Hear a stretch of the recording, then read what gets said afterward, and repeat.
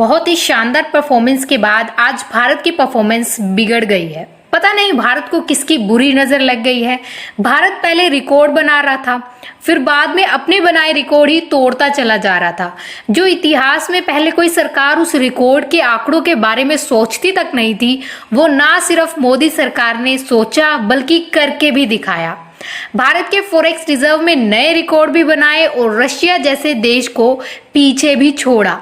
बढ़ते रिकॉर्ड को देखकर पूरी दुनिया हैरान थी और भारत के बारे में एजम्पशंस लगा रही थी कि अगर भारत इसी तरीके से आगे बढ़ता रहा तो वो एक दिन टॉप नंबर 1 पे आ जाएगा। पिछले कई हफ्तों से फॉरेक्स रिजर्व का आंकड़ा बढ़ता ही चला जा रहा था, लेकिन इस हफ्ते ऐसा नहीं हुआ। इस बार एफडीआई के अमाउंट में कोई बढ़ोतरी नहीं हुई, बल्कि इस बार 30 जुलाई के खत्म हुए हफ्ते में भारत की एफडीआई में गिरावट देखी गई है। ये गिरावट करीब 1.5 बिलियन डॉलर की है।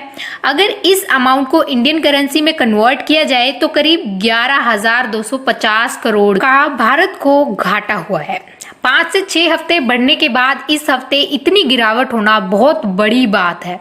सिर्फ 7 दिन के अंदर अंदर 11,250 करोड़ की गिरावट होना बहुत ही बड़ी बात है।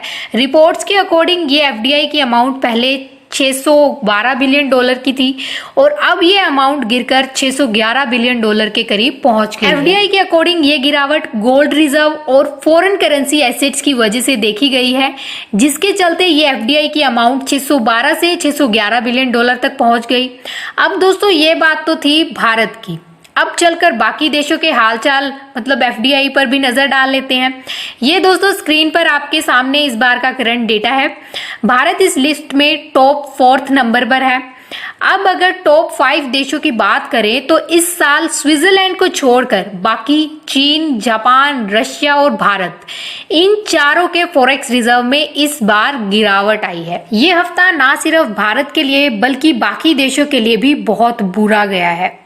अब अगर भारत के पड़ोसी और दुश्मन देश की बात करें तो पाकिस्तान 65वें नंबर पर है इस लिस्ट में, जो कि भारत से बहुत नीचे है।